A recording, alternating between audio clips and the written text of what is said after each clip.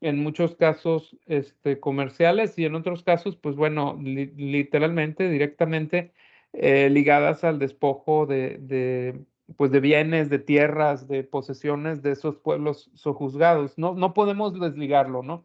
Es una cosa que creo que necesitamos verlo críticamente de esa manera.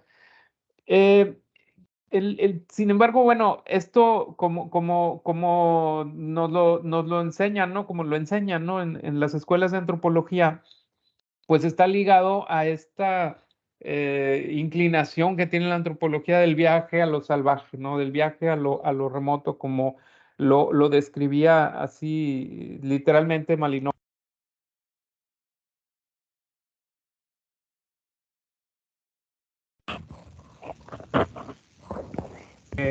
Adolfo, te pusiste en silencio, no sé cómo pasó.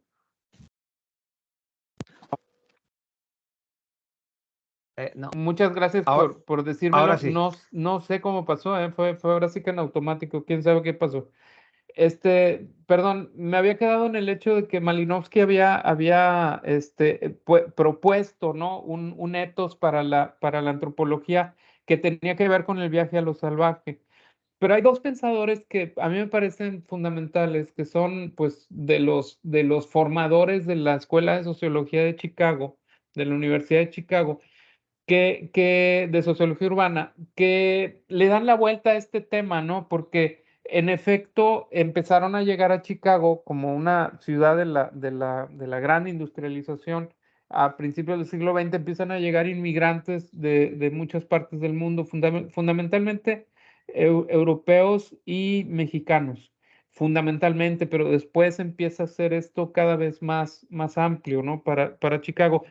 Y Ezra Park y Burgess, que ahí los vemos, esos dos pensadores, esos dos sociólogos, encuentran en la etnografía un método a través del cual se pueden acercar a las comunidades urbanas y averiguar, pues, qué es lo que está pasando, ¿no? Con estas personas en términos de las nuevas relaciones que, pues, se están formando en el espacio, en un espacio que está formado dentro de una sociedad industrial, pues arriban sociedades que están apenas llegando a la sociedad industrial y que están trasladando sus medios sus relaciones, sus medios de contacto de sociedades tradicionales e inclusive trayendo idioma, trayendo comida, trayendo imágenes, trayendo religión, trayendo visión de mundo, ¿no? En general, a una ciudad, pues que de esta manera se convierte en algo en un laboratorio, ¿no? Muy interesante de lo que estaba pasando en el mundo.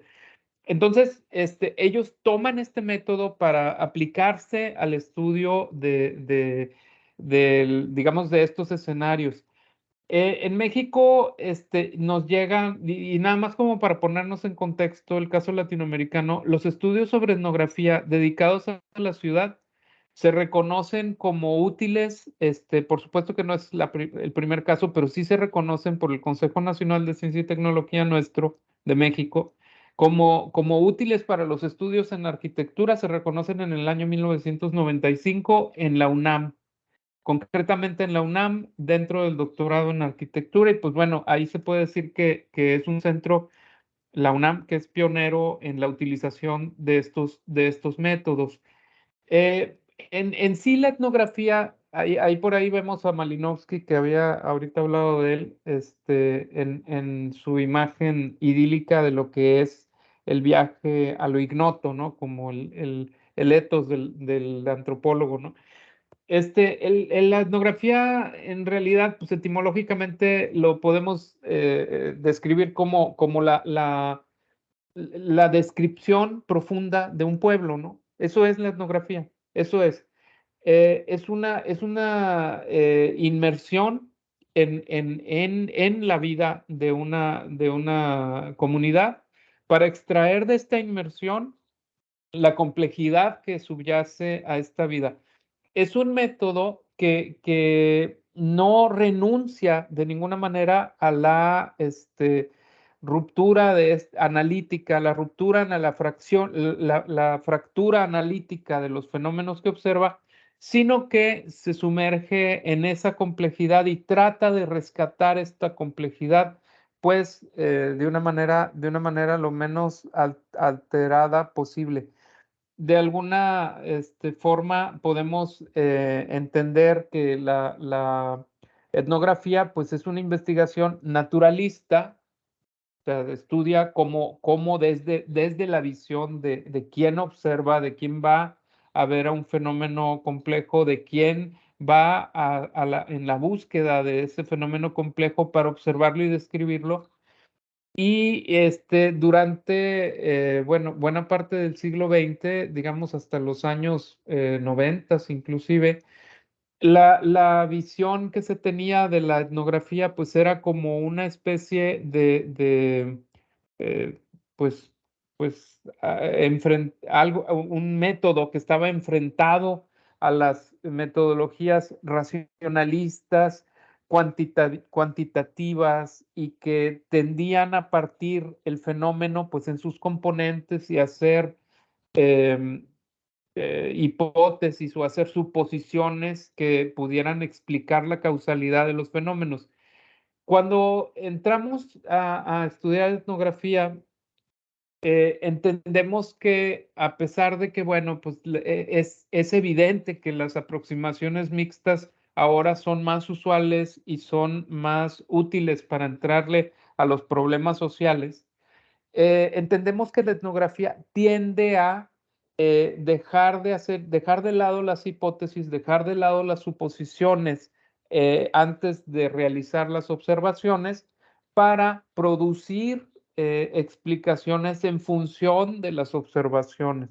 Es por eso que, bueno, pues epistémicamente hay que situar a la etnografía pues como un producto no experimental. Sin embargo, atendiendo pues, la forma en que la ciencia observa esto, no se trata de resultados no falsables. Si bien es cierto que la etnografía se dirige a problemas bien concretos y bien adheridos, bien amarrados a las comunidades, y por lo tanto podríamos decir son problemas que refieren un contexto de investigación delimitado y sin posibilidades de extender los resultados que se obtengan de las observaciones etnográficas y del trabajo más allá de ese contexto delimitado. Si bien es cierto que así podríamos considerar a la etnografía, el continuo trabajo que se ha hecho a través de los años, y de esto pues, estoy hablando ya de siglos cuando hablamos de la etnografía y al menos un siglo cuando hablamos de la etnografía aplicada a los estudios de los fenómenos urbanos en las ciudades modernas.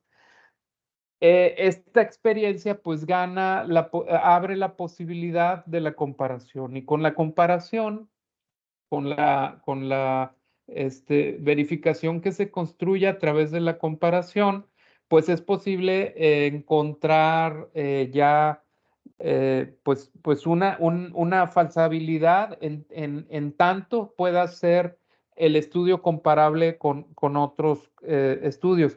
No en el sentido tradicional de buscar la replicabilidad de los resultados a través de un método experimental. Definitivamente la etnografía no es un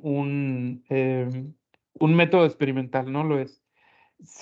En ciertas aplicaciones como la etnografía en la educación, eh, sí se puede hablar de modelos cuasi experimentales que pueden ser aplicados en ciertas observaciones dirigidas, pero no es muy común. Lo más común es que la naturalidad sea el patrón a través del cual se observa a la realidad.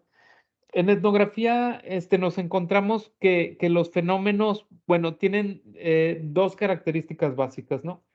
Primero, poseen estructura, una estructura que tiene límites espaciales, tiene límites temporales y tiene características inherentes a estas dos aspectos espaciotemporales.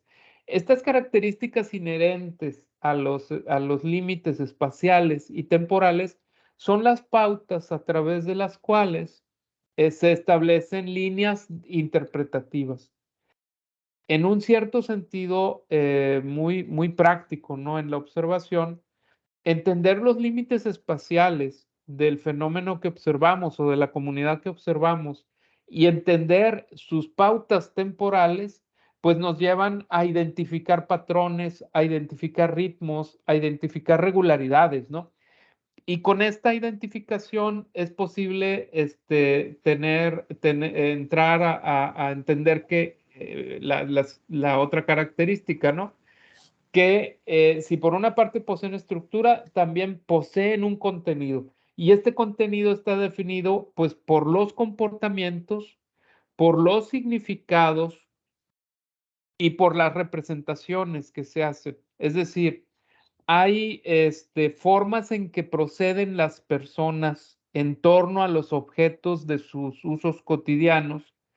Hay formas en que se usan esos objetos de sus prácticas cotidianas, de sus hábitos, y que esas formas de actuar, de comunicarse, de interactuar entre sí la comunidad y con los objetos de su cotidianidad, construyen representaciones. Y es a través de estas representaciones que como etnógrafos tenemos acceso o podemos tener acceso a una parte que es fundamental en la experiencia etnográfica, que es la subjetividad. Si algo, digamos, si de alguna manera podemos definir a la realidad que está teniendo lugar en una comunidad y que nosotros queremos retratar en su organicidad, podemos reducirla a ser una experiencia y como tal, la experiencia tiene contenidos objetivos, observables, medibles, registrables a partir o mediante el uso de ciertos instrumentos, que ahorita vamos a ver de qué instrumentos estamos hablando. Y por otra parte, tenemos contenidos subjetivos o experiencias subjetivas que estas definitivamente yacen dentro de la persona que está teniendo la experiencia en la comunidad. Una cosa muy fácil de entender esto, muy fácil, y creo que gran parte de nosotros, porque somos latinoamericanos muchos, y también los colegas de España lo van a entender. Cuando estamos trabajando con plantas de poder, cuando estamos trabajando, por ejemplo, en el ámbito de culturas tradicionales de América Latina, se trabaja con plantas de poder que amplían o que eh, establecen cambios importantes en la percepción y en la cognición del fenómeno que estamos atravesando. Bueno, si nosotros observamos una comunidad que está teniendo una ceremonia religiosa que implica el consumo de plantas de poder, difícilmente con la pura observación de sus comportamientos, pues que están teniendo lugar, las pautas en el tiempo y los ritmos en los cuales están trabajando, difícilmente vamos a entender el significado. Porque hay algo más profundo que es la experiencia psicodélica, que es la experiencia que está teniendo lugar por el uso de estas plantas, al cual necesitamos acceder. Esto no quiere decir que consumamos plantas de poder y no lo recomiendo ni mucho menos, pero lo que sí digo es que encontrar modos en entrar a esta experiencia interiorizada, pues es sumamente importante.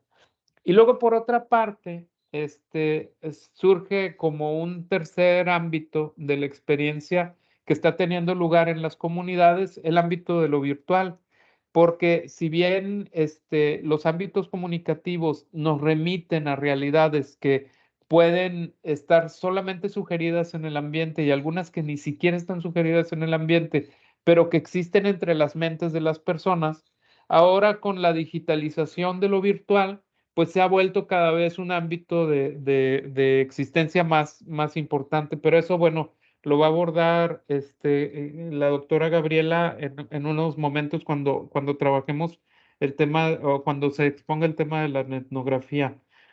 Entonces, bueno, ¿de qué estamos hablando cuando hablamos de etnografía? Hablamos de varios tipos de trabajo. Miren, por ejemplo, hablamos cuando hablamos de etnografía urbana, hablamos de descripciones de comunidades urbanas o no urbanas en su contexto natural.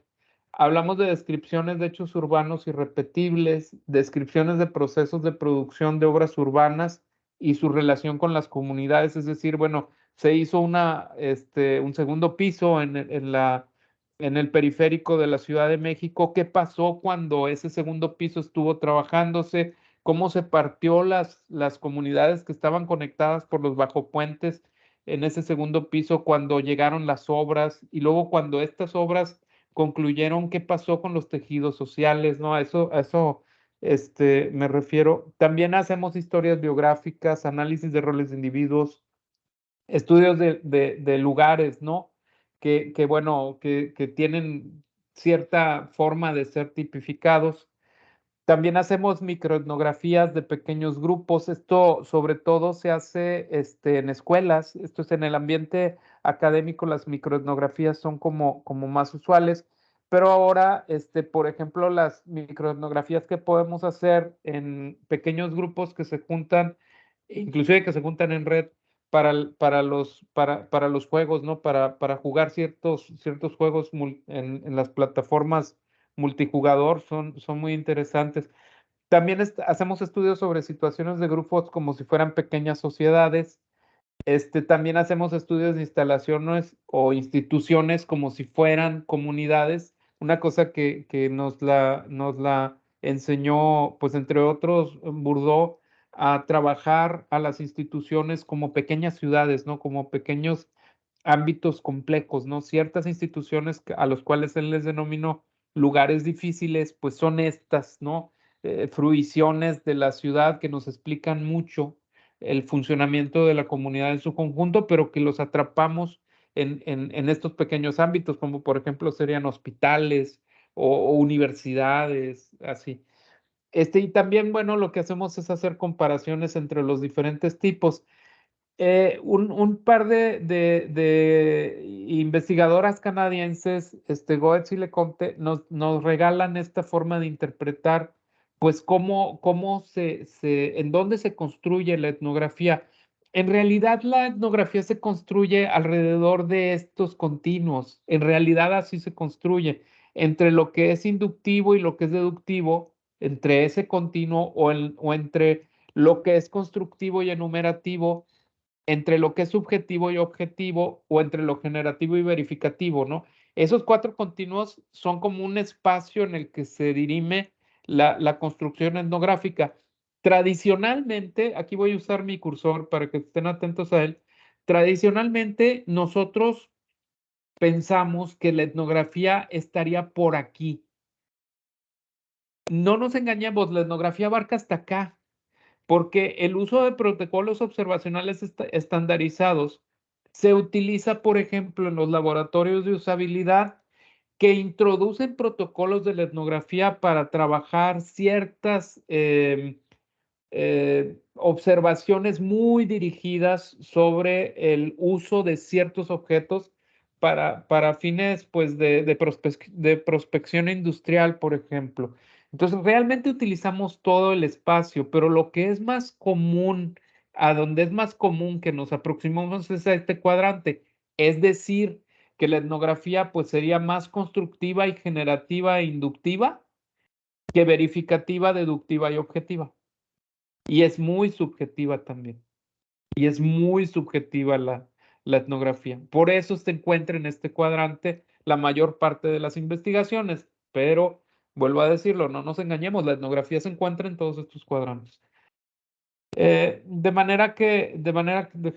no sé qué pasó. Ya. De manera que, bueno, el método, bueno, tenemos algunos instrumentos que son importantes para ser usados y de los cuales, pues hablaremos más ampliamente en la parte que corresponde a las preguntas, si es que esto suscita alguna duda o algún comentario extra que tengamos que hacer, pero en general los instrumentos más utilizados en esta etnografía dirigida a los estudios urbanos, pues en la etapa de la recolección de los datos serían las historias de vida, las entrevistas, la que sería la recolección de medios de adecuación referencial, por ejemplo, poner a dibujar a la gente, ¿no? Que también son los mapas mentales. También las encuestas, la observación participante, las cédulas de observación estandarizadas, si es que llegamos a un nivel de finura, ¿no? De la observación en donde ya podemos estandarizar nuestra observación, que es cuando se usa en sobre todo esto se usa en el ámbito de los laboratorios de usabilidad que aquí se mencionan, y el diario de campo, que en muchos sentidos el diario de campo pues es el instrumento rey, el instrumento rey en este caso, ¿no? Este instrumento del diario de campo, cuando hacemos el análisis y la interpretación de los datos, pues resulta ser muy importante, dado que el enfoque etnográfico pues es un enfoque longitudinal, que admite o que se nutre, ¿no? De ver los cambios de los comportamientos, los cambios que se dan a lo largo de un tiempo prolongado. El diario de campo nos permite ver esto, ¿no? Cuando estamos en la fase de la interpretación de los datos, pues la realización de categorías analíticas en base a esta colección, pues importante de datos que se hace a través del tiempo es importante. También aquí es posible, y el diario de campo lo provee, hacer análisis longitudinales de los cambios, así como transversales, ¿no? Ver cuáles han sido las pautas de repetición o de aparición de fenómenos, la aparición de fenómenos eh, pues singulares, ¿no? A lo largo del tiempo. Es posible también hacer análisis lingüísticos. Es también usual que se hagan análisis de discurso, así como análisis de contenido. No son muy usuales, pero ciertamente se hacen análisis de contenido y también análisis semánticos como la constelación de atributos, que creo que esto será explicado pues más ampliamente por mi colega la doctora Carmona. Y así como el uso de herramientas computacionales, ¿verdad? Para el análisis de grandes cantidades de datos. Un punto muy importante merece pues el análisis de los medios de adecuación referencial, que cuando nos referimos a la arquitectura, hablar de dibujos que la gente hace sobre el medio ambiente en el que vive, pues es como muy directo, ¿no? O sea, uno le pide a la gente que describa el lugar en el que vive, y en muchas ocasiones pues hay que proceder mediante dibujos. Esto nos lo deja como una especie de tradición el trabajo de Lynch, ¿no? Sobre la imagen de la ciudad, este trabajo clásico de los años 60 sobre la imagen de la ciudad. Y aquí cuando trabajamos esto, bueno, pues hay que partir de diferentes pues perspectivas, ¿no? Como por ejemplo, pues que el espacio de dibujo es un espacio escritural, y que como tal remite a lo consciente y lo inconsciente, remite a lo consciente e inconsciente en función del lado, ¿no? De la forma en que se esté dibujando, el espacio del papel que se aborde, ¿no? Y también en términos de la verticalidad, como lo señala Bachelard, de su ser aéreo y su ser terrestre, ¿no? O sea, hay que empezar a pensar que estos medios pues son instrumentos muy interesantes hasta para perfilar personas, ¿verdad? Esto puede llevarnos hasta ese nivel, aunque bueno, lo más útil en los casos de estudios etnográficos urbanos, pues no es tanto el perfilado de personas, sino el perfilado de comunidades. Y aquí, bueno, pues podemos ver que hay, pues, ciertas inclinaciones en el dibujo. Hay personas que se decantan hacia la representación visual, personas que se decantan hacia la representación áptica, Y debemos de ser conscientes de esto cuando tratamos de equiparar muestras de dibujos procesados por diferentes inclinaciones de las personas para traducir en representaciones sus impresiones. Y es que pues pueden ser equivalentes, ¿no? Por ejemplo, aquí estoy presentando dos dibujos equivalentes, ¿eh? O sea, son dos dibujos de la misma zona, pero están dibujados mediante una inclinación visual uno y el otro mediante una inclinación áptica, pero ambos me dan información sobre un objeto, ¿no? Esto es interesante, ¿no? Es interesante de apreciarlo. O bien, pues puede ser una organización longilínea. Esta es otra forma en que se puede se pueden trabajar las gráficas, esta clase de gráficas muy naturales de la representación del espacio, o pueden ser circulares o radiales, ¿no? Es decir, el espacio de la experiencia se desarrolla como una narración a través de un recorrido, o el espacio de la experiencia se presenta así de golpe en una, de una sola vez, ¿no? Entonces, podemos empezar a encontrar en estos dibujos, podemos empezar a encontrar en estos pues, medios de adecuación referencial o estas colecciones de objetos que levantamos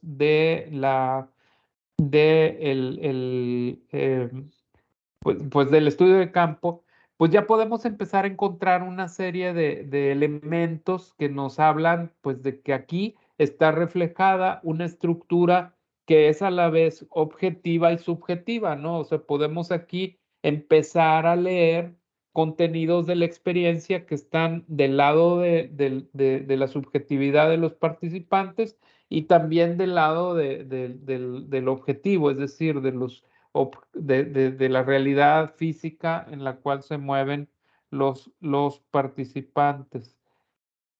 Muy bien, pues cedo la palabra a mi colega Gaby, Gabriela, la doctora Gabriela Carmona. Ella va a continuar con la charla. Yo la voy a estar apoyando aquí moviendo las diapositivas. Gracias. ¿Me escuchan? Sí. Sí, se escucha Ok. bien. Sí. Bueno, continuando con esto, bueno, voy a tratar de platicar así un poquito de lo que nosotros hicimos o lo que hemos estado haciendo como investigadores acá en México en torno, bueno, allá esto que estamos viviendo, y un ejemplo es esto, ¿no? Esta charla que gracias al Internet, pues estamos reunidos, ¿no? Muchas personas de muchos países y escuchando esto. Entonces, es el Internet, es la sociedad, sociedad virtual o sociedad de la información, como lo nombran. Entonces, todo eso que hemos estado escuchando al doctor Narváez, de lo que es la etnografía, pues se traslada, ¿no? Se traslada a estos medios, se traslada a poder seguir con esas investigaciones que se hacían en campo. Si quieres continuar, por favor, con la siguiente diapositiva. Lo que se veía en campo se traslada por la necesidad de seguir en contacto, ¿no? Con estas comunidades, por seguir viendo qué pasa en nuestras ciudades o en nuestras comunidades urbanas. Entonces, se da naturalmente estas nuevas herramientas, y es un método igual que aplica todas las tecnologías, todas las técnicas, perdón, en investigaciones ahora antropológicas, las técnicas de la etnografía ahora aplicadas a estas comunidades que se están formando en Internet, y que pues o sea, tratamos de entender cómo lo que está pasando en Internet también afecta a las ciudades, ¿no? O a lo que está pasando en la ciudad. Y fue esta herramienta, ¿no? La encontramos, y a través de analizar pues el imaginario urbano. Y muchos investigadores empiezan a decir que bueno, que sí, que en Internet es un método muy flexible, que es una manera de encontrar información muy rápida, ¿verdad? Porque pues inconsciente o conscientemente todos dejamos información ahí. Cada que usamos el Facebook, cada que hacemos un comentario, cuando subimos una imagen, cuando hacemos un grupo en WhatsApp, o sea, todo eso lo vamos dejando ahí y es información, pues, y datos, ¿no? Que tenemos a la mano.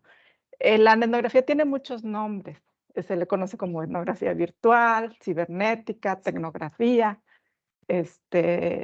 ciberantropología también, o etnografía en línea. O sea, hay muchas formas que ustedes las van a poder encontrar. Nosotros, para este caso, la vamos a llamar etnografía, ¿verdad? Y bueno, pues es eso, adecuar todas estas herramientas que ya teníamos de la etnografía a esto, a lo que es lo virtual. La siguiente, por favor.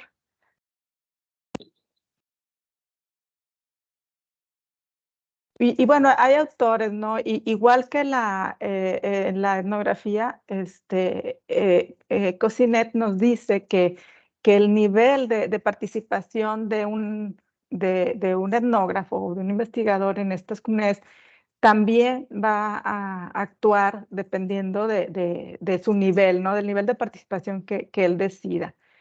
Puede ser nada más una observación, un seguimiento de un grupo, puede participar en estas comunidades o incluso puede hacer una autoetnografía, ¿no? Si tú estás en un grupo, no sé, de Facebook, por ejemplo, ver quienes participan y solamente observar sin ninguna intervención tuya, o puedes tú estar participando y luego después ya pasas al siguiente nivel, a la autoetnografía, y decir, bueno, ¿qué siento, no? ¿Qué siento cuando estoy participando? Y como sabemos, o sea, el investigador es también una herramienta, o sea, lo que tú pienses, lo que tú sientas cuando estás en esos momentos, pues también es importante, ¿verdad? Siguiente, por favor. Entonces, bueno,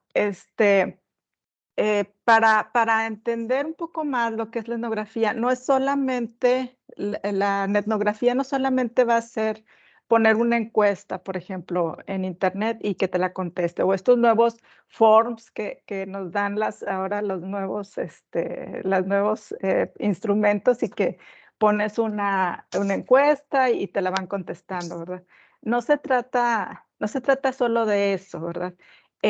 También hay que hacer una inmersión en lo que es el ciberespacio, en estas nuevas comunidades, en nuestros nuevos sitios de Internet y conocerlos a fondo y empezar a al conocerlos, al ver esos límites, como decía el doctor Narváez, al conocer ese entorno, podemos empezar a tener más pues conocimiento y más información, ¿verdad? Es conocer ese espacio virtual y ver que ahora es a través de una computadora y ver cómo es ese espacio, cómo está diseñado, qué fin tiene, si es fácil el acceso, si no. O sea, tenemos que entender ya como etnógrafos dentro de un medio digital, ¿verdad? Entonces, ese es un método también cualitativo, interpretativo, y hay que conocer la cultura, sí hacer observaciones, y ahorita les voy a explicar cómo lo hemos tratado para obtener un imaginario urbano, ¿verdad? A través del ciberespacio. La siguiente, por favor. Bueno, ¿qué tiene o cuáles son las características, ¿no? que podemos, o las ventajas, ¿no? que tiene el hacer una investigación en este medio? Bueno, sobre todo hay muchos datos. Como les digo, y se pueden obtener muy fácilmente, muy rápidamente, y son muchos, o sea, es una cantidad y es muy fácil también de manejarlos, ¿verdad? Entonces, esa es una de las ventajas que tiene el Internet. Hay mucha información y se puede, les digo, y el nivel de participación, el investigador lo va a determinar. Entonces, eso es lo que tiene el Internet y que es muy cotidiano, es muy fácil y la mayoría de la gente, pues, tenemos acceso, ¿no? a estas nuevas plataformas. Y se incrementó mucho pues con los móviles, con los teléfonos celulares, ¿verdad? Que ahora los tenemos a la mano, con los cuales estamos conectados pues casi permanentemente, ¿verdad? Es increíble la capacidad que tienen. Es casi como tener una computadora así, pues más que portátil, ¿no? Donde tenemos la conexión a Internet siempre. Siguiente, por favor.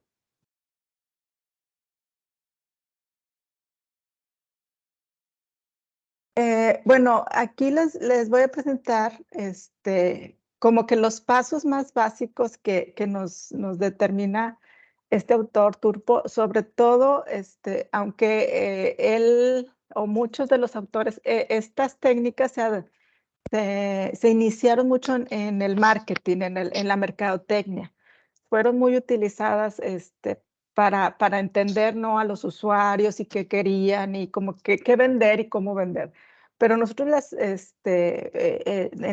a través del estudio y de la práctica las hemos ido adaptando. Pero bueno, él dice que estas son lo básico para hacer una etnografía. Es primero establecer una relación, o sea, empezar a conocer una comunidad, empezar a conocerla en su entorno, ver cómo es y empezar a incluir información y a incluir al mismo investigador, ¿no? ¿Qué pasa con él?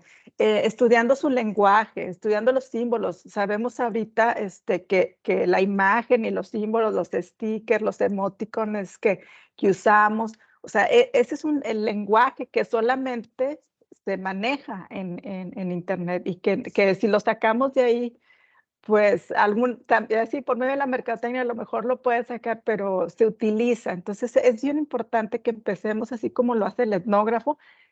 Si va a una comunidad, pues tiene que aprender sus normas, sus símbolos, su manera de hablar. Todo es igual acá, o sea, tienes que conocer a la comunidad. Evitar por sobre todas las cosas, bueno, la deshonestidad y el engaño, ¿verdad? Siempre tratar de que sea ser honestos en esto, aunque es posible, eso en ocasiones lo vamos a ver, o es muy común en Internet, tener avatares, ¿no? Y tener otros nombres, y a lo mejor no te pones tu nombre de pila, te pones algún seudónimo o algo, y eso es válido en Internet, pero al menos tú como investigador tratar de evitar eso, ¿no? ¿Qué es que para la comunidad es algo bueno? Porque tal vez es la manera en que las personas podemos expresarnos mejor cuando estamos un poco como ocultos, ¿no? Con esos avatares. Yo les digo a mis alumnos, cuando pasamos durante la pandemia, había muchos grupos de mis alumnos que no los conocía porque pues solamente les había dado clases virtuales, ¿no? Y luego llegaban a mi salón y se me presentaban, hola maestra, yo soy fulana, te le digo, es que no me acuerdo de ti, le digo, porque tú me ponías una imagen de un gatito o una imagen de un monito, o sea, se escondían, ¿verdad?, detrás de eso, y para ellos a lo mejor era más fácil participar, ¿no?, en las clases. Y también cuando son cuestiones más políticas o otros comentarios que quiere hacer la gente, pues a lo mejor ocultarse en esas pantallas o en esas maneras, pues es más fácil para ellos hablar, ¿no? Sin tapujos, como dice aquí. También es bien importante empezar a identificar a las personas, ¿no? A esos agentes o a esas personas y su nivel, ahí, así como lo hacemos en la realidad, ver quiénes son los líderes, si se están integrados realmente en esa comunidad, si nada más entran de vez en cuando a la comunidad sin participar o no, al contrario, participan mucho, hay un nivel de integración muy alto o un nivel muy bajo o nulo, o sea, gente que nada más entra de vez en cuando a la comunidad sin ninguna participación. Siguiente, por favor. También estas investigadoras húngaras nos dicen cómo se debe de hacer, ¿verdad? ¿Cuáles serían para ella los pasos? Igual, acceder a la cultura, ¿verdad? Es más o menos lo mismo que dice Turpo, a analizar cómo se comunican y como les digo, cada quien va a determinar su nivel de participación. Recopilar la información es conocer el ciberespacio, o sea, ver qué tipos de sitios hay y lo que yo siempre les digo cuando estamos en la clase y les estoy enseñando esto en etnografía, busca cuál te da más información, ¿verdad? Ve cuál de los sitios, si va a ser Facebook, si va a ser Pinterest, si va a ser Instagram, Google o una página web. O sea, ¿qué es lo que estás buscando y cuál te da más información? ¿Cuál tiene lo que tú buscas? O sea, pero tienes que entrar, ¿no? Y conocer todos estos para después, ya seleccionando la información, pues hacer ya sea un análisis de contenido de lo que se está hablando ahí, ¿verdad? De toda la comunicación o lo que te está diciendo la página web o un análisis de imágenes. Yo ahorita les voy a explicar, pero yo hago una combinación de las dos, ¿no? Tanto la imagen, porque también hemos visto que en Internet se empezó a incrementar, a lo mejor al principio sí era mucha por escrito, pero luego la imagen empieza a tomar mucha relevancia. A veces no hay nada escrito, sino solamente la imagen y hay que saber analizar, ¿no? Las imágenes y saber qué quieren decir con ello. También hay que, igual que en otras investigaciones, pues hacer una triangulación, o sea, cómo me está llegando, o sea, ver diferentes formas de obtener la información y triangular, ¿no? Triangular, verificar esto por medio de la triangulación. Cumplimiento de las normas como una ética, ¿no? de investigación de cómo se es la comunidad y tú, pues, llevarlo a cabo, ¿no? No salirte de cómo es, ¿no? No, lo que decíamos, en el anterior, ¿no? No decir mentiras, no, engañar, ¿verdad? O sea, seguir esa ética. Y bueno, conocer a los miembros y puedes también, o sea, hacer grupos focales, buscar esos comentarios y tú también puedes generar, ¿verdad? O sea, puedes también observar así como es naturalmente o como se está llevando la comunidad, lo que tú quieres investigar y lo que tú quieres conocer, pero también podrías, como que hacer comentarios o formar estos talleres y buscar estos grupos focales. Siguiente, por favor.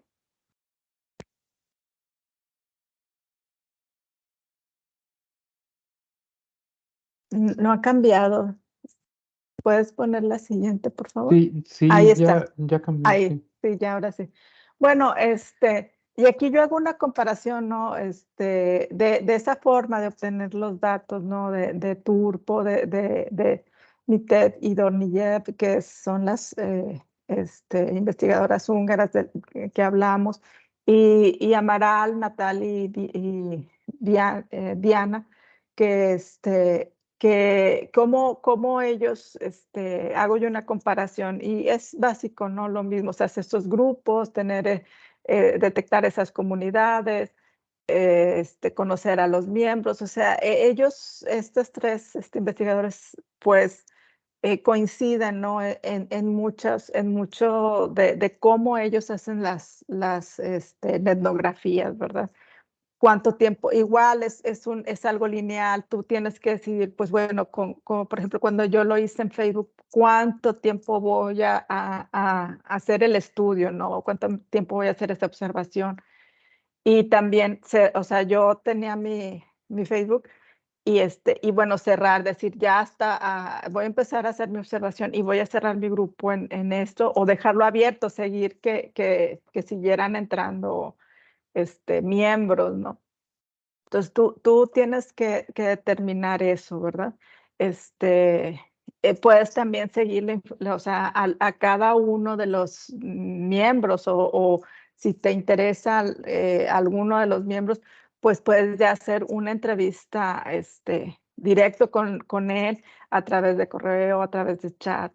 O sea, estas observaciones es que es muy amplio, no sé, ya es tan fácil el utilizar ahora, es como muy accesible, no que sea fácil, es muy accesible la comunicación entre las personas. Yo creo que por eso ha funcionado no tan bien. La siguiente.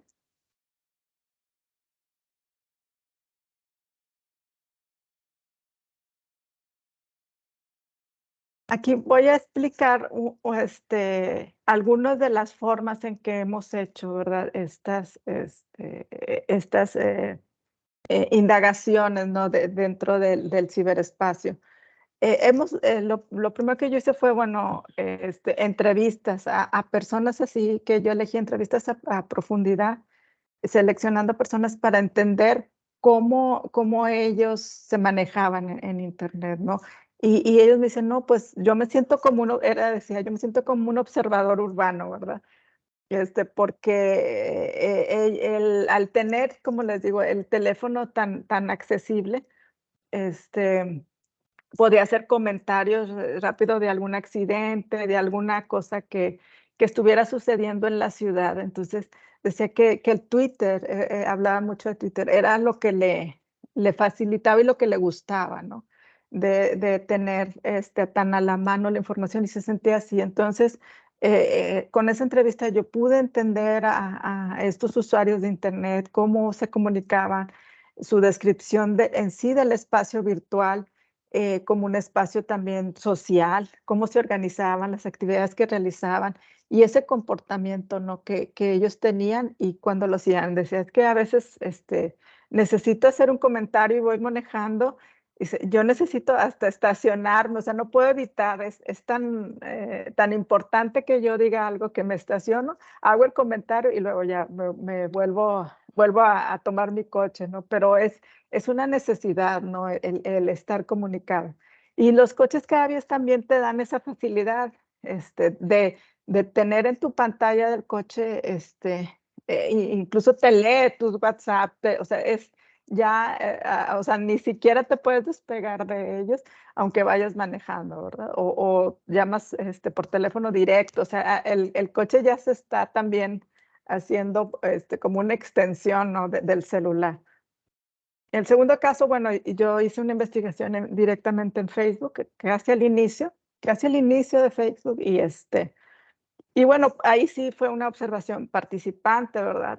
De recolección de datos, conocer el comportamiento, ver lo que ahora le decimos a las personas que son los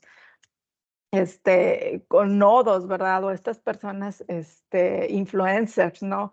En ese entonces todavía no se les llamaba influencer, pero esas personas que de alguna manera tienen muchísimos seguidores y que lo que ellos digan, lo que ellos vistan, cómo se comporten, pues se transmite, ¿verdad?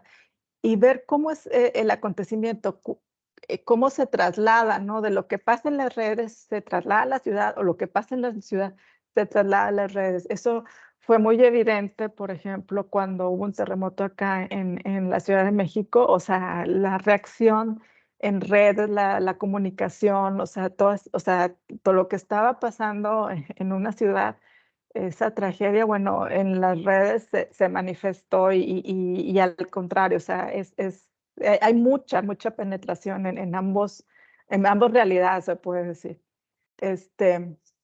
Bueno, y también hay descripción de espacio, o sea, nosotros siempre, como lo dijo el doctor Narváez, pues somos arquitectos y siempre buscamos, ¿no? El fenómeno urbano, ¿no? El imaginario urbano, esto que nos interesa. Siguiente.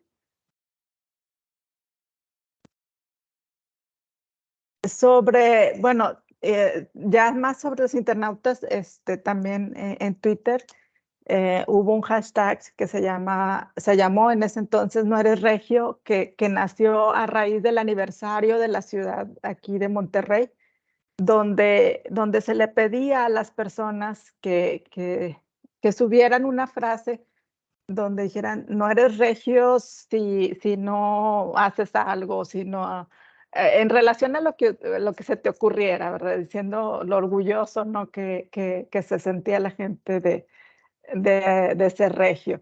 Entonces ahí hicimos un análisis de contenido, ¿verdad? Tomamos todos los tweets que surgieron de ese hashtag, que hablaban sobre lo que significaba ser regio, y detectamos los que hablaban sobre partes de la ciudad. Entonces pudimos reconocer realmente de qué partes de la ciudad estaban hablando. Entonces, para determinar, bueno, cómo era el imaginario de esa red, ¿no? De los que usan Twitter y de qué partes de la ciudad están hablando. Entonces, detectar, ¿verdad? En dónde estaban ubicados y qué era importante para ellos, ¿verdad? De la ciudad o qué símbolos o qué hitos o por dónde circulaban. O sea, a raíz, ¿no? De ese tweet. Entonces, se hizo, ¿no? Ese análisis de contenido.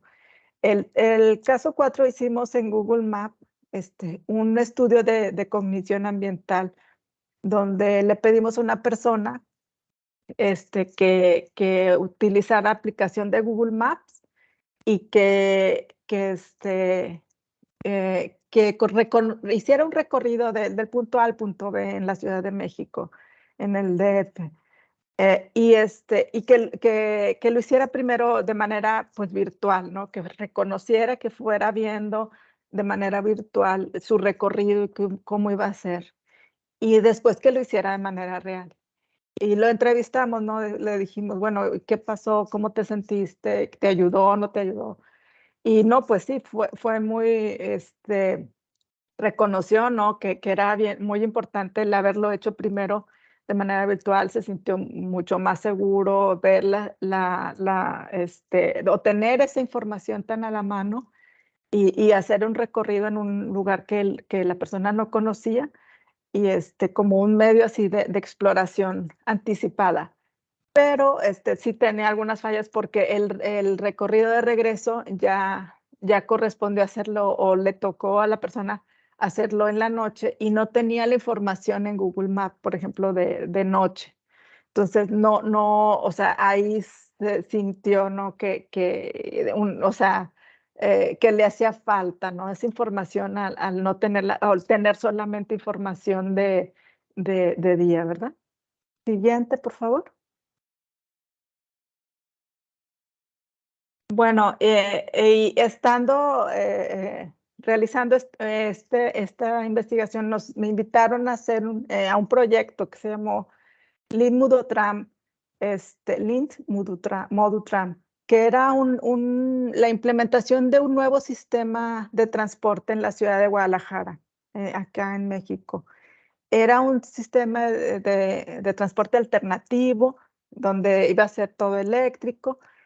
Y me invitaron o sea, que empezara yo a buscar la información en redes, pero más que información en redes, que yo pudiera hacer una inserción de información a las ciudadanos, ¿no? de Guadalajara para que ellos fueran aceptando este nuevo tipo de transporte.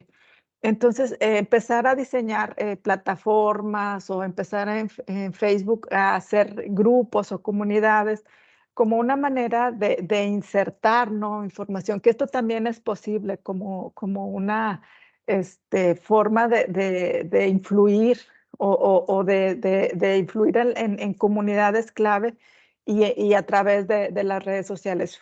Fue muy interesante hacer esto porque empiezas, ¿no? A reconocer y a saber la capacidad que tienen las redes para esto, precisamente, para influir. Esto era algo bueno, pero bueno, se puede usar en otro sentido y bueno, es hasta peligroso, ¿verdad? Y el último ejemplo ya en ciudades es sobre Monterrey. Este es el ejemplo que viene un poco más explicado en el libro que coordinó el doctor Aliaga aquí, es sobre los imaginarios urbanos, pero en el buscador Google. Y es en lo que hemos estado más como haciendo más investigación. Es el análisis de imágenes, o sea, en Google nos aparecen, ¿no? También una serie de páginas web, pero si te vas a la sección de imágenes te aparecen como un catálogo, sino un mosaico de imágenes pequeñitas las personas vemos, ¿no? Así instantáneamente vemos ese collage, ¿no? De imágenes y nos dan información, nos presenta información de inmediata, ¿no? Y a través del análisis de imágenes de María Caso, analizando por ese método esas imágenes, podemos reconocer pues la información esa, ¿no? Que llega en ese instante y tomando pues lo que nos dejen en un instante o profundamente, ¿no? Y yo lo combiné con un análisis de contenido porque yo empecé a buscar de cada imagen de dónde nacía, de qué página web me lo estaba enseñando, porque si yo quiero buscar de dónde vienen esas imágenes, casi todas las imágenes están ligadas, ¿no? a una página web. Entonces me manda esa página web y yo de esa página web obtengo también todo el contenido, o sea, toda la información que dice en relación a esas palabras clave. Ahorita voy a dar unos ejemplos de cómo se han hecho y, y las tomo todo ese texto, se puede decir, todo ese texto de cada una de las imágenes.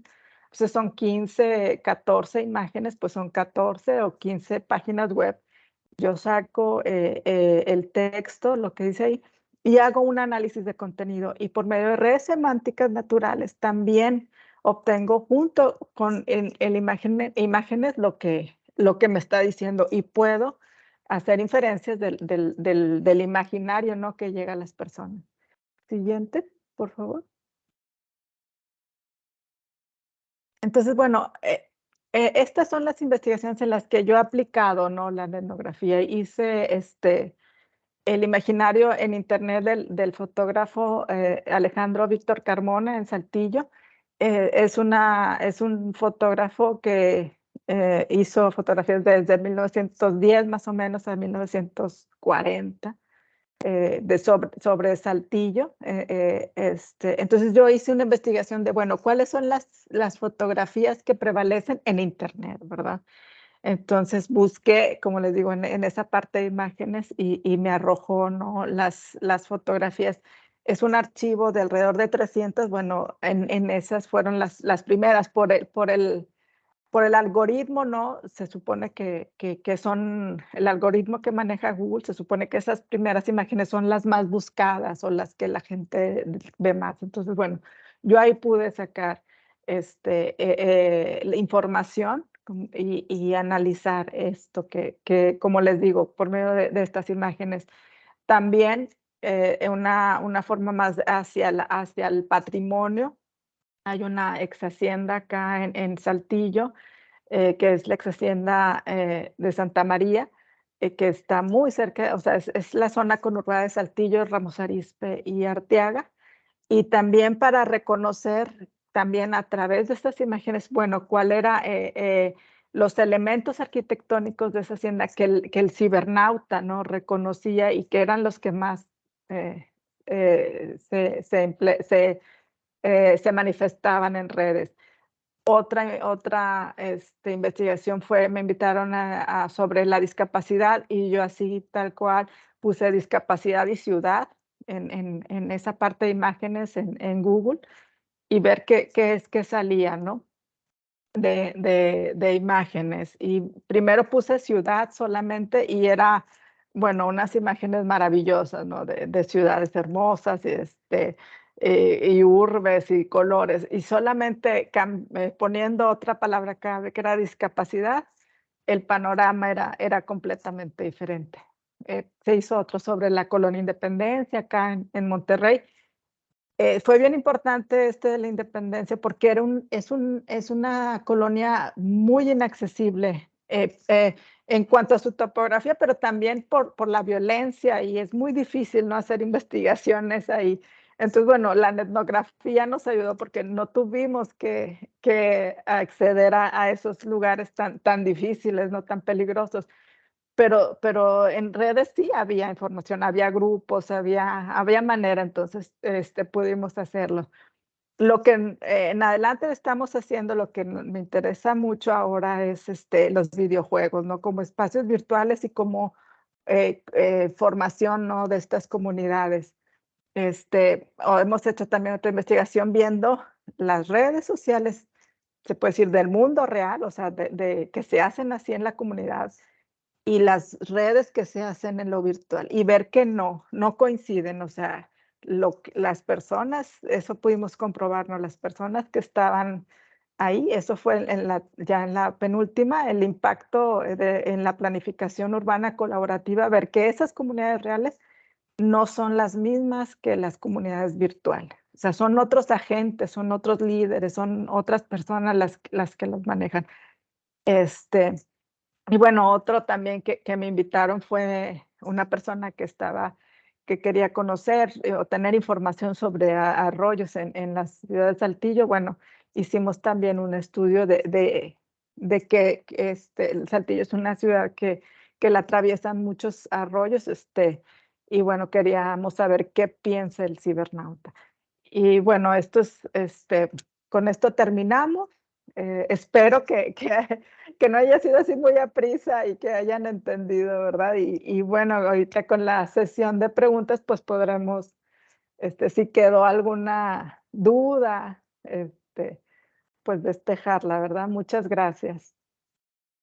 Bueno, muchas gracias, Gabriela. Muchas gracias, pues, Adolfo, por esta valiosa y estupenda exposición. Agradecerles nuevamente la disposición de estar, ¿no?, con nosotros acá en la Universidad Santo Tomás, que ya yo diría que es como la tercera ocasión en la cual hemos podido intercambiar en distintos escenarios. Ha sido una experiencia bien bonita conocerlos. Tuve la oportunidad de conocer a Adolfo, a Gabriela, no sé si nos conocemos en persona, pero, claro, estuvimos allá En una en Monterrey, comida, sí, en en una comida. Monterrey, sí. Sí, solo quería indicar que cuando los profesores se refieren a, a los regios, es porque es como el gentilicio, ¿no?, Sí, sí, de los habitantes de Monterrey, que les llaman los regiomontanos, ¿no? sí, sí. Así es. Entonces, quizás por ahí alguien se pudo perder, porque cuando decían el análisis del concepto regio, ¿no?, en redes, y pues se refería un poco Sí, sí, a sí. esa idea, ¿no? Así que muchas gracias a los profes. Es primera vez que tenemos dos expositores, pues, conectados, porque son los dos autores y que han accedido con mucha amabilidad a acompañarnos el día de hoy y a contarnos un poco la estructura y los elementos principales de su trabajo, ¿no?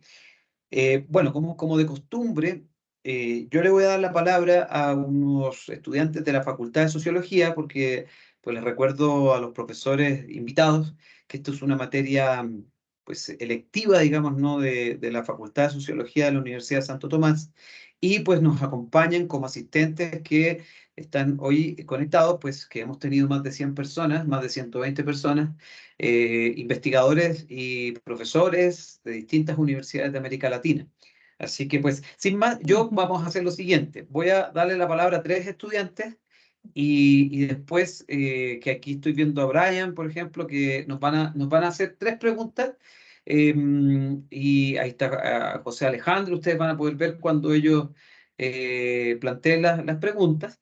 Y ustedes pueden responder indistintamente, digamos, o conectar las ideas. Vamos a hacer dos rondas. También comentarles que en general aparecen preguntas en el chat o comentarios en el chat que ustedes pueden ir mirando. También a posteriori de la sesión se hacen algunas interrogantes al texto o a la exposición. Recordemos que todas las personas que están conectadas tienen acceso al texto, ya que el texto es libre, y pueden observar allí, pues, las ideas en mayor profundidad y trasladarles después algunas interrogantes. Lo hemos hecho en otras ocasiones, ¿no? Que pues tenemos un grupo de WhatsApp donde están todos los participantes del curso. Entonces, sin más, le voy a dar la palabra a José Alejandro Díaz, María Paula Salamanca y Brian Vela en esta primera ronda. Que por favor se presenten, en qué semestre están, y pues nos hagan conocer su interrogante, comentario, reflexión, pregunta. Pues adelante, compañeras, compañeros. José Alejandro. Listo. Buenas noches. ¿Me escuchan bien ahí? Sí, te escuchamos, José Alejandro. Sí. Vale. Es que tuve una dificultad en la anterior sesión que también estoy acá. Bueno, me presento. Buenas noches. Mi nombre es José Alejandro Díaz. Soy estudiante de 7º semestre de Sociología de la Universidad Santo Tomás. Primero que todo, muchas gracias por esa contextualización por parte de los dos docentes. En mi opinión, es como dos temas que son de mi interés y pues me gusta mucho como el desarrollo que cada uno tiene pues del mismo. Para no extenderme tanto, quería hacer como unos comentarios frente a este capítulo. En general, desde que vi el nombre, me gustó, me generó una perspectiva muy positiva, al ser uno de estos temas como que también me genera bastante interés y que creo que como que desarrolla estos imaginarios frente a la realidad que se encuentra en ese apartado. Lo que me dejó la comprensión de este texto fue la interpretación que se le da a cada imaginario social desde estas dos miradas, de la etnografía y la etnografía. Y ya mi pregunta va hacia la importancia del labor como el etnógrafo, sabiendo que este puede ser reemplazado en su campo laboral, de modo que la inteligencia artificial sigue siendo progresiva. Entonces, al ser progresiva, ¿en qué momento la tecnología puede llegar a obtener el imaginario social sin tener el contacto directo con la sociedad en el tratamiento de una información verídica? Sería mi pregunta. Bueno, a ver, si quieres tú, Gaby, o... Adolfo, Bueno, les propongo, sí, perdónenme, les sí, propongo sí. recoger esta primera ronda Ok, y después recojamos estas 3 preguntas y después, porque ok. pueden haber conexiones, digamos, ¿no? Entre las... Sí, Sí. tienes razón. Entonces, María Paula. Sí, profe, ¿me escuchan ahí bien? Sí, te escuchamos, ahí te vemos también. Bueno, buenas noches para todos. Mi nombre es María Paula Salamanca, estudiante de 9º semestre de Sociología. Y mi pregunta también va enfocada hacia la etnografía en cuanto a los espacios virtuales y esta idea del epoge que encontré en el texto, que es más que todo como quitar los prejuicios y conocimientos anteriores para tener una experiencia en la investigación. Y es, sí, o sea, como que sí nos estaría teniendo un sesgo en la virtualidad, sabiendo que en este espacio existen pues ya codificaciones, códigos y hasta falsa información que como investigador se es consciente antes de realizar pues investigaciones en el espacio virtual. Entonces sí nos estaría ya generando un sesgo con esa información. Gracias. Gracias, María Paula. Y finalmente, pues Brian, que está ahí. Hola, ¿cómo están? Hola, Muy buenas noches a todos y todas. Pues bueno, como lo pueden ver ahí, mi nombre es Brian David. Soy estudiante de Sociología de 9º semestre. Bueno, pues para empezar a realizar mi pregunta, me gustó la lectura y en esos temas me gustan porque me hizo acordar, creo que cuando estaba en 4º, 5º semestre, si no estoy mal, ustedes también dieron una clase, no me acuerdo si fueron ustedes, pero creo que sí. en Sociología de la Comunidad, Brian. En Sociología de la Comunidad, sí, porque me acuerdo que cuando eso nosotros incluso trabajamos la etnografía, cuando eso, y creo que ya por eso nos conocíamos, nos habíamos visto antes. Bueno, y mi pregunta va como enfocada a que, pues se entiende que, digamos, existen comunidades reales o, bueno, físicas, pero de esas mismas comunidades nacen ciertas comunidades a nivel virtual. La primera pregunta es cómo, digamos, a nivel metodológico, cómo se hacen las comparaciones entre estas comunidades reales y estas comunidades cibernéticas. Y también pregunté algo que no me quedó como muy claro y fue como que lo que estuve rondando mucho, y es, en lo virtual, lo imaginario ya está predispuesto a a las imágenes que nos aparecen, o en qué momento el investigador saca eso como lo imaginario ahí. Y ya, es eso. Muchas gracias por la presentación a ambos. Y ya. Gracias, Brian. Pues Pues, adelante. Pues adelante. Mucho tiene que ver con etnografía, si quieres comenzar, Gaby. Y yo continúo con lo que yo tenga que decir, ¿sí? Sí, está bien. Bueno, sobre lo de la inteligencia artificial y que si se podría tomar como información, pues no sé si ahora conozcan esta inteligencia artificial que está muy de moda, ¿no? El chat GPT, creo que es así. Pues para mí fue así como muy interesante, ¿no? Empezar a interactuar con ella, y no solo para pedirle información, sino para ver cómo es y interactuar con una inteligencia artificial es novedoso, ¿no? Y saber, pues, como un ente, ¿no? Que está viviendo en este ciberespacio que yo tengo años de estar indagando, ¿no? Lo que es el ciberespacio, cómo son sus sitios, qué forma tienen geográficamente, cómo es, o sea, para poder un poco, pues no un poco, sino entender cada vez más lo que está pasando ahí, ¿verdad? Entonces la empecé a entrevistar, la empecé a preguntar cosas y es difícil porque tal vez sí se pudiera hacer,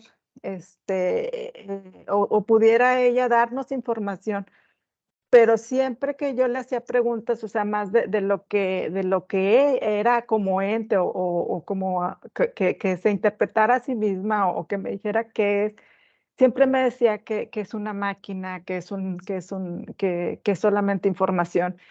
Entonces, esa parte que el etnógrafo tiene también, como les digo, el etnógrafo es un instrumento, y puedes llegar a hacer, hacer una autoetnografía y a decir lo que tú sientes. La inteligencia artificial nunca va a llegar a ese nivel y nunca va a llegar a entender, pues, o sea, que no dice lo que siente, o sea, siempre habla que es información y que es información y nada más que es lo que ella puede dar y que la recolecta, ¿no? Que la recolecta de muchas partes y que te da la información, pero no hace una interpretación, no conoce los símbolos, no pudo, o sea, en el idioma yo le dije, bueno, ¿de quién te creó? O sea, le hice así esa pregunta directo. Dije, porque tú me estás contestando a nivel cultural, ¿quién te creó? Porque no sé si estoy hablando yo con un latinoamericano, con un anglosajón, con un oriental, o sea, culturalmente, ¿quién te creó?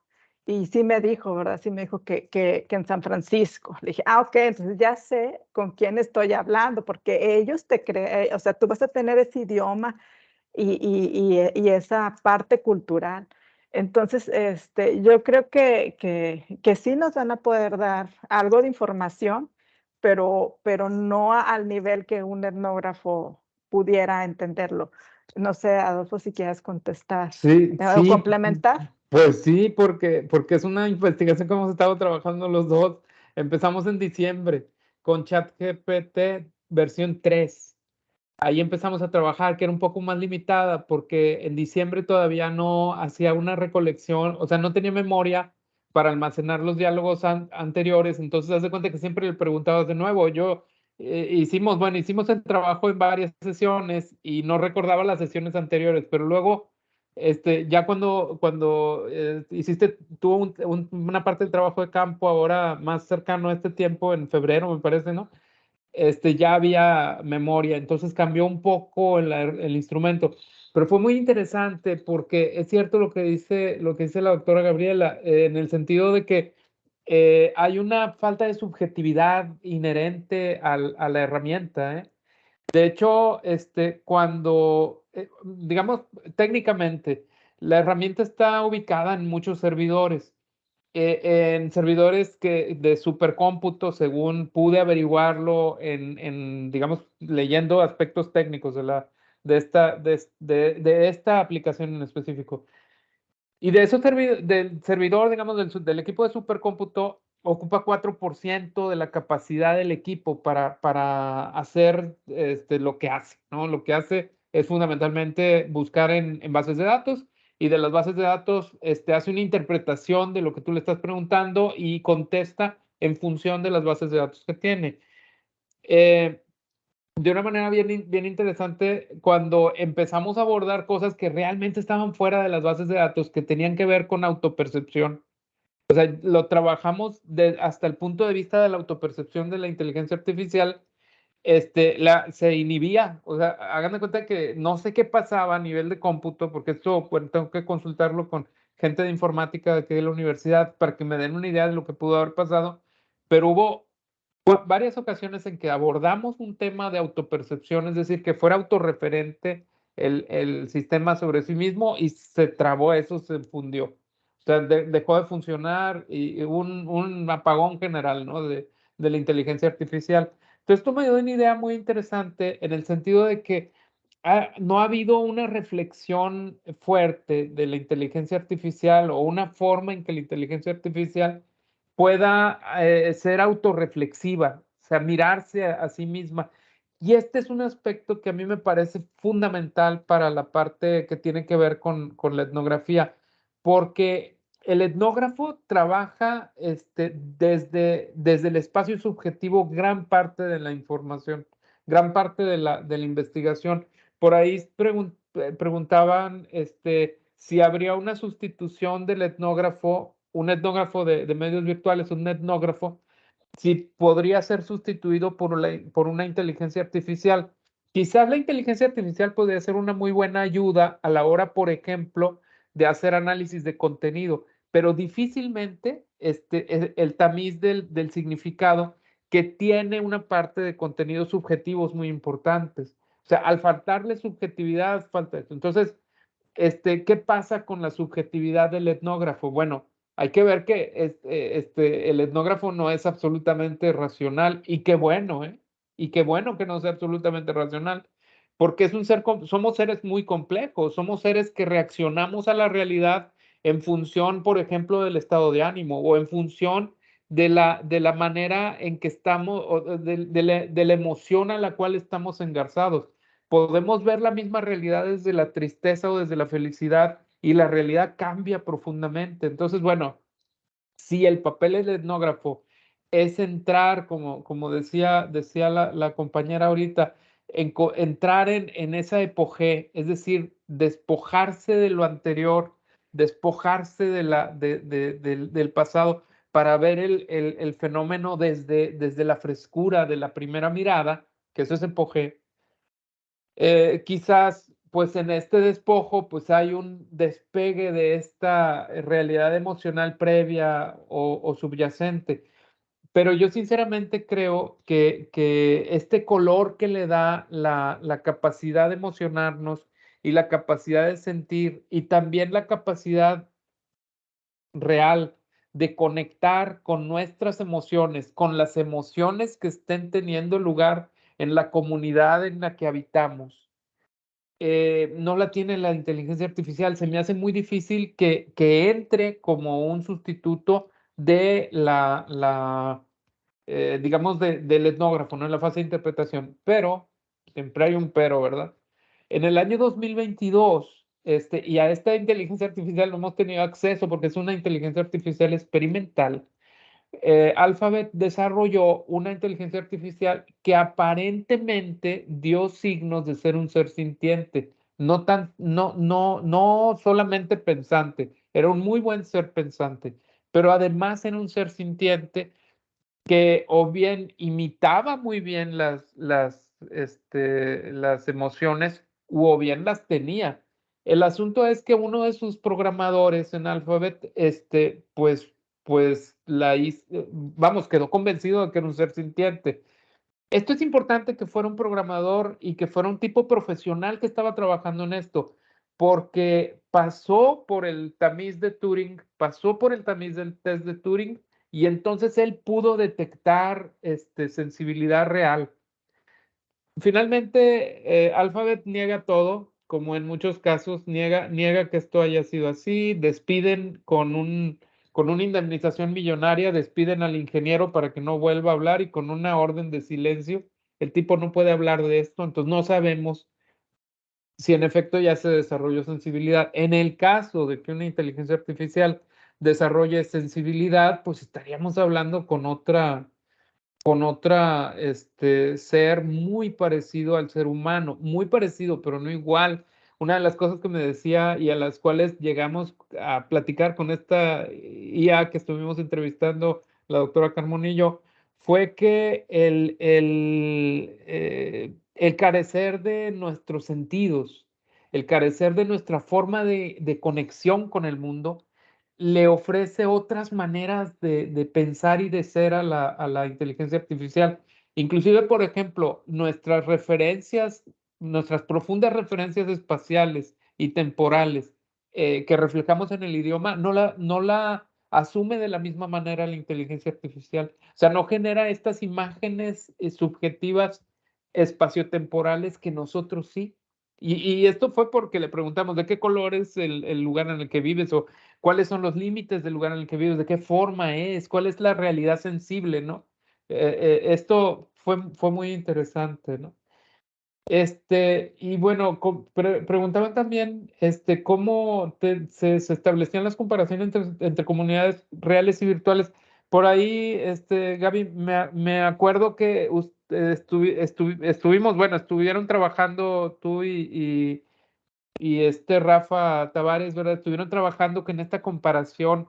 Yo creo que el caso que trabajaron de comunidades en Monterrey vale la pena que lo presentes o que lo digas, ¿no? De alguna manera, porque tiene que ver con esto, ¿eh?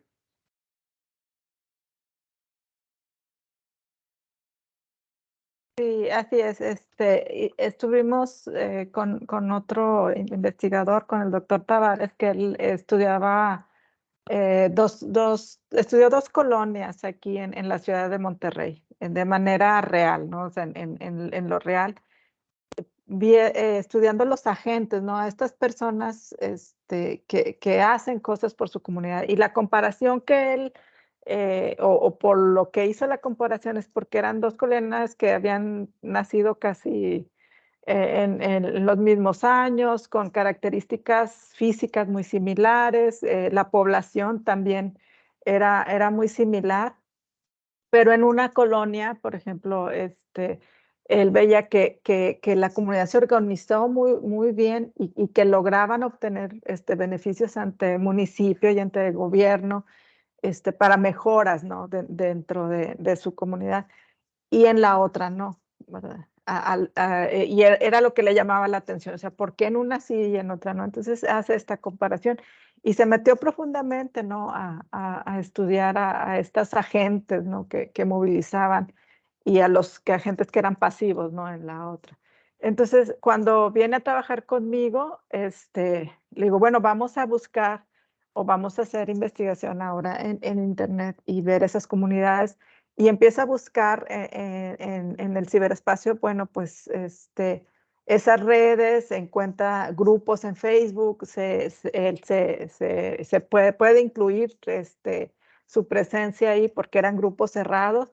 Total que por conocer ya personas en la realidad, lo dejan pertenecer a esos grupos de Facebook y se da cuenta y nos damos cuenta de que no son las mismas personas. O sea, que las personas que actuaban y que me ayudaban a mejorar no eran los mismos que eran muy activos en las redes virtuales, pero que también, o sea, que también se hacían cosas o que también llegaban a acuerdos en las redes sociales virtuales y que también se mostraba el mismo fenómeno. En una había mucha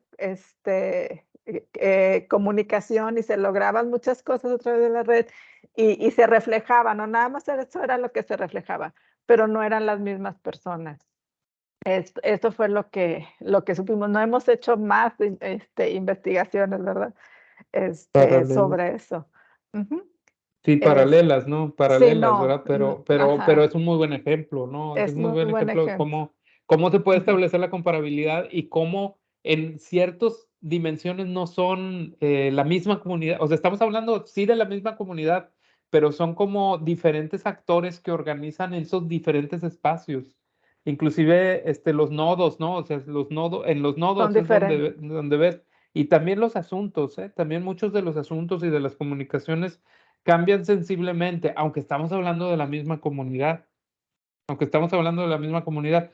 Otra cosa que preguntaron tiene que ver con cómo, si ya está predeterminada o si hay un sesgo, ¿no? Del medio computacional a la hora de traducirlo esto en lo imaginario, es decir, que el propio medio establezca condiciones a través de las cuales, así lo quiero entender, a través de las cuales se desarrolle un imaginario sobre la ciudad, ¿no? Es decir, que el medio te condicione, ¿no? Que genere un sesgo. Esa es la idea. Yo lo que tengo que decir sobre esto es que el medio siempre condiciona al imaginario. No veo la manera en que esto no pueda ser así, porque no existe un medio neutro. O sea, los medios tienen una carga ideológica, tienen una carga política, tienen una carga cultural que es evidente, ¿no? Entonces sí hay una mediatización. Ahora, la manera en que el medio virtual cambia y puede alterar la percepción también es muy diferente de con respecto al medio físico. Yo nada más me quiero remitir a los resultados de una investigación europea en la cual estuvo participando, entre otros, Metzinger, un filósofo alemán de la Universidad de Heidelberg, en el que reconoce que la inmersión en lo virtual, o sea, el que una persona esté inmersa en lo virtual, puede hacer que sea mucho menos sensible a la manipulación, a la manipulación mediante estímulos que incluso pueden ni siquiera ser subliminales, o sea, más evidentes, pero parece suprimirse cierta capacidad para leer leer estos mensajes, y entonces lo que se consigue es que en el medio virtual pueda ser manipulada más fácilmente la capacidad de agencia de la persona. Se puede ser manejada, puede disminuir su capacidad de agencia sensiblemente y limitar la libertad. Estos son resultados de una investigación europea muy reciente. Acaba de terminar hace, me parece, unos 2 años terminó esta investigación. Tenía que ver con la manera en que se establecen relaciones entre la mente y las máquinas y cómo las máquinas pueden ser utilizadas para extender ciertas capacidades mentales y ciertas capacidades perceptuales. Entonces, por ahí puede haber un hecho pues, muy bien documentado de que hay la posibilidad de una limitación de la libertad humana y de pensamiento, en tanto esta persona se está moviendo en el ámbito de lo virtual. Y también se describen, no solo Metzinger, también Metzler, me parece, otro filósofo alemán, describen un fenómeno de desrealización.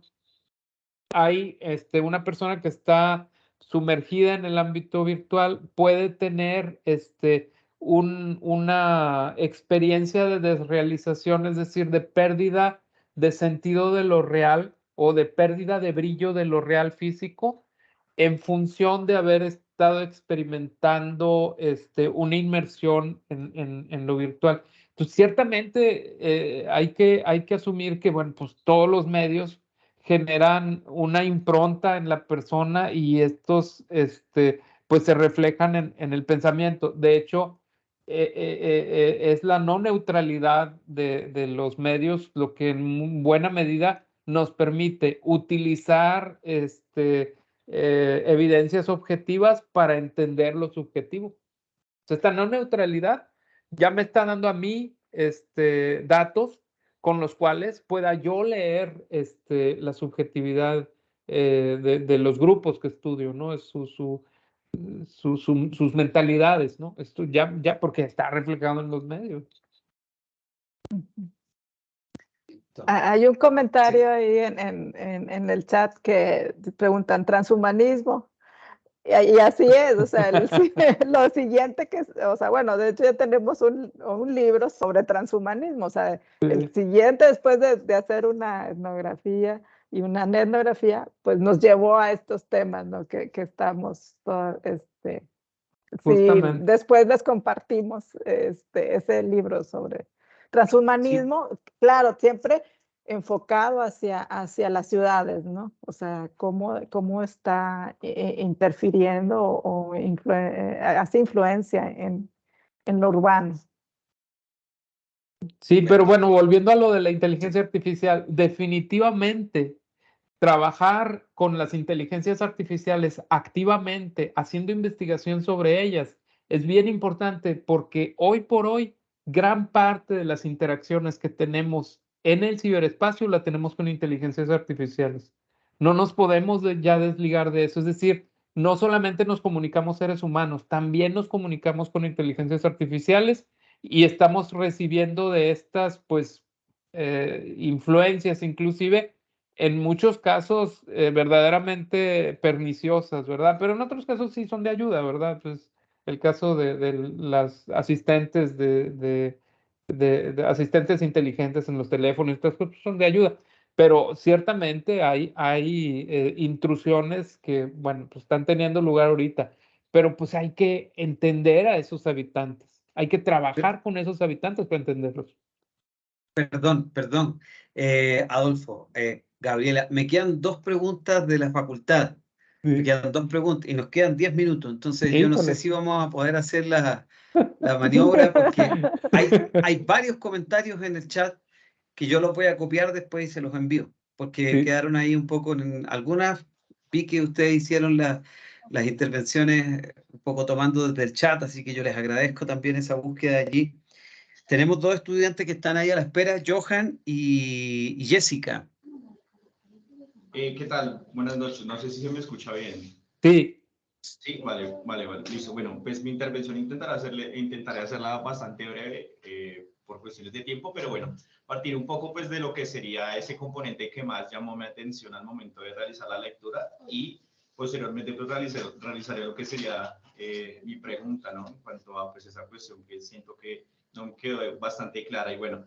El primer componente pues responde un poco a lo que mencionaba la profe Gabriela en un principio y era pues a esta idea de cómo lo que pasa en Internet afecta a la realidad, ¿no? Un poco pues sintetizando un poco esa cualidad que tienen los espacios virtuales de modificar y de afectar lo que sería el mundo objetivo de las comunidades y también el mundo subjetivo de los sujetos, ¿no? Creo que eso fue algo que me llamó bastante la atención porque a medida que iba realizando la lectura, por alguna razón en mi mente pues se iba abriendo paso esta noticia que no sé si recuerdan que ocurrió hace unos años en Monterrey, lo mencionó pues obviamente con todo el respeto posible, pues precisamente de un chico que realizó una masacre en un colegio y que después se dio cuenta que pues fue producto de un reto que se hizo viral en redes sociales, ¿no? En un grupo particular. Y pues esto se me venía a la mente porque pues consideraba que es precisamente la manifestación más clara de esas posibilidades de transformación de las cualidades objetivas y subjetivas de los sujetos, ¿no? Como en esos espacios virtuales se construyen imaginarios y formas de interacción particulares que, por ejemplo, y mencionando pues este ejemplo, pues determinan el hecho de que un chico pues termine cometiendo una de esas atrocidades, ¿no? Entonces, pues eso fue algo que me llamó mucho la atención. Y en cuanto, pues, ya lo que sería mi pregunta, iría ligado a lo que sería esto del tercer espacio. Lo leía y me pareció pues bastante interesante, sin embargo, creo que no lo comprendí muy bien, y era que pues precisamente este proceso de virtualización de la vida cotidiana generaba que en los espacios virtuales se creara un tercer espacio, ¿no? Un espacio que, según entiendo, estaba fuera de lo objetivo y de lo subjetivo. Entonces, no sé si se podría profundizar un poco alrededor de ese tema, porque siento que me llamó mucho la atención esa cuestión de un tercer espacio y de cómo en él pues, se generan procesos de interacción y de construcción de imaginarios particulares. Creo que eso sería todo. Gracias. Gracias, Johan. Muy interesante tu aporte. Jessica. Sí, hola, buenas noches. ¿Me escuchan bien? Sí, te escuchamos y te vemos, sí. Bueno, listo, gracias. Bueno, me presento, mi nombre es Jessica Seferino, estoy en 9º semestre de Sociología Inicialmente les agradezco mucho por la presentación. En la lectura también comparto, digamos, de la opinión de algunos de mis compañeros que hicieron respecto a ella, de que era muy interesante.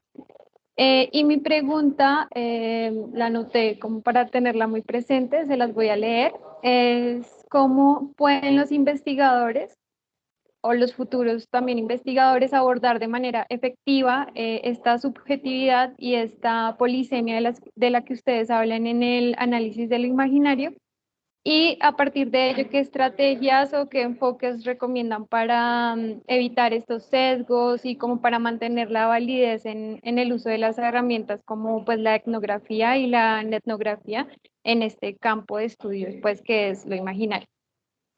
Eso es, gracias. Gracias. Si quieres abordar tú la primera, Gaby, yo la segunda. Sí. Sí. Sí, así es. Bueno, sobre el espacio, pues primero, yo empecé haciendo mis estudios en estos primeros espacios virtuales que generó Internet, que fueron, por ejemplo, Facebook o Instagram, Pinterest, las páginas web, donde eran sitios y muchos especialistas empezaron a detectarlos como espacios sociales, ¿no? Como estos lugares donde se reúne la gente, pero todavía son espacios que no se asemejan mucho a la realidad, ¿verdad? Pero donde sí encontré estos espacios muy semejantes a la ciudad y donde había mucha penetración de ambos fue en los videojuegos. Y te refieres a ese caso, ¿no? En especial de Monterrey. Y es real, o sea, el videojuego imita mucho la realidad de manera impresionante.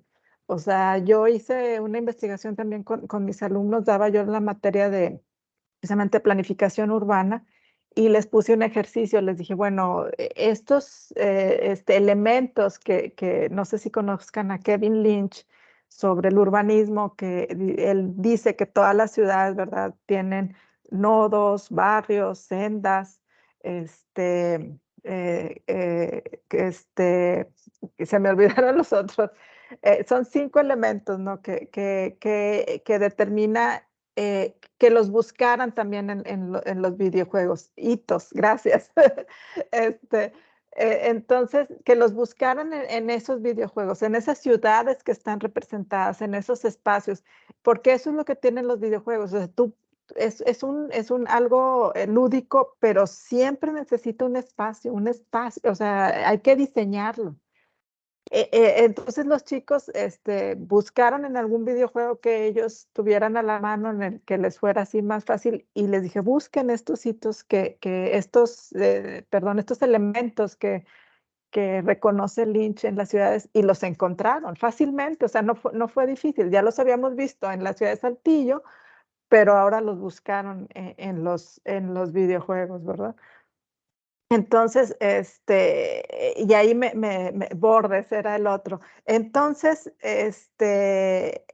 pude comprobar eso. El videojuego toma a veces ejemplos de ciudades y los traslada de manera virtual, o crea, o toma las ciudades medievales y las imita, o crea. Entonces, yo también con los alumnos hice este experimento, les digo, y es donde encontramos esa penetración. Y cada vez más, hasta Teams, en el que estamos ahorita, una de las vistas que presenta Teams, o sea, ahorita nos lo presenta así como un cuadritos, pero otra de las vistas es como si fuera un auditorio. No sé si la han activado. O sea, siempre el medio virtual trata de imitar o de hacernos sentir más como la realidad, ¿no? Entonces, por eso ese otro espacio, ¿verdad? Y yo lo he llegado a escribir, escribimos sobre esto, a hacer una investigación sobre la profesión del arquitecto, porque bueno, yo doy en una facultad, clases en una facultad de arquitectura y les digo, bueno, ¿será otra manera en que podamos los arquitectos ejercer nuestra profesión en creando ese nuevo mundo, ese espacio virtual? Sí creamos cosas en la realidad y hacemos ciudades y a veces hacemos cosas maravillosas y a veces hacemos cosas terribles, ¿verdad?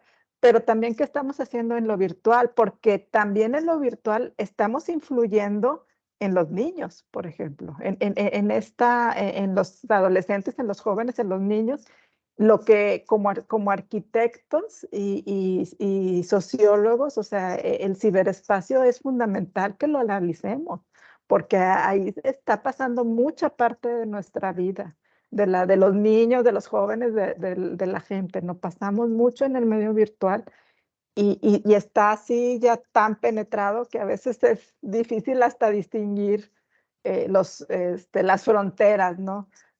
¿Verdad? De esa realidad. Entonces, lo virtual, claro que siempre se va a reflejar en la realidad y la realidad trata de reflejarse siempre en lo virtual. La siguiente, si quieres, Adolfo, contestar. Sí, sí, la verdad es que la pregunta anterior es enorme, ¿eh? O sea, da para una discusión larga. Estamos trabajando ahora sobre la fenomenología del espacio virtual, es largo eso, ¿eh? O sea, viéndolo desde el punto de vista fenomenológico, es largo, es una cosa que no se responde fácilmente, pero que hay que abordarla. La siguiente pregunta era, ¿cómo pueden los investigadores abordar la polisemia de lo imaginario, ¿no? En resumen, es lo que nos propone Jessica. Es muy interesante porque, en efecto, partimos de muchas definiciones de lo imaginario y se vuelve resbaladizo el campo. Yo creo, Jessica, y esta es mi propuesta, a guisa de que haya muchas más, y es aceptable que tengamos muchas más propuestas para ir paliando este problema, que es un problema pues epistémico básico de nuestra investigación, es consensos, es hacer consensos, es hacer investigación teórica. Creo yo, Jessica, que lo importante aquí sería hacer investigación teórica, o sea, que nuestro objeto de estudio sea epistemológico, y luego hacer consensos, ir formando consensos a partir de reunirnos, a partir de tener intercambios, a partir de hacer ciencia como se hace la ciencia, es decir, con discusión, con estudios de caso, con presentación de los estudios de caso y esperar que esto tenga un proceso, o sea, que se asiente, ¿no? Esperar que el tiempo nos ayude y el trabajo, ¿no? Nos ayude a asentar esta investigación. Creo yo que yo propongo que esa sea una de las formas, ¿no? de llegar a esto, ¿no? Como discutiendo, como dialogando, ¿no? Es la que se me ocurre. La verdad es que ahora que lo mencionabas es lo que me viene a la mente.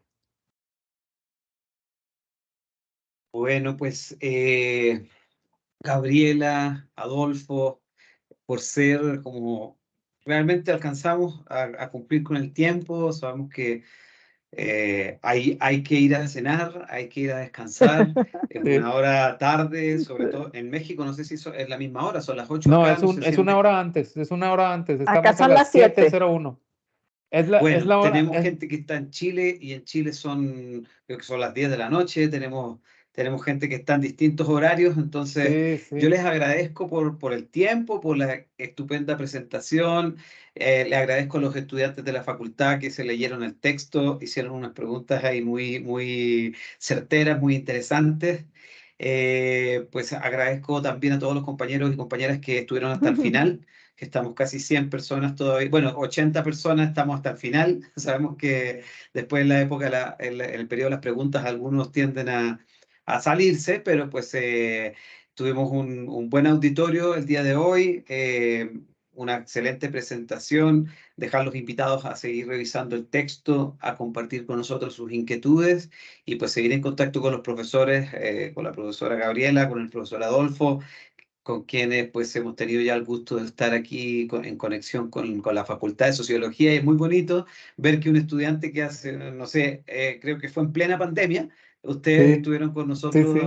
acompañándonos con una clase, y ahora pues seguir estando en contacto, ¿no?, con México. Así que muchas gracias nuevamente, muchas gracias a todas, a todos. Pues una feliz tarde y seguimos en contacto, ¿no? Ya les compartimos ahí todo lo que quede, digamos, ¿no? En el margen. Un abrazo para todas, a Gabriela, Gracias. Adolfo, pues Xiomara, doctora Galicia que está allí, todos los compañeros profesor Manuel, todos los compañeros que siempre están presentes en la sesión, ¿no? Luis Navarrete, pues con quienes nos hemos encontrado ya varias semanas. Así que, bueno, un feliz descanso, muchas gracias por el tiempo y por la presentación. Un abrazo. Chao. Gracias, Hasta luego. gracias, hasta Muchas luego. gracias. Hasta luego. Un abrazo. Gracias por todo. Gracias, feliz noche.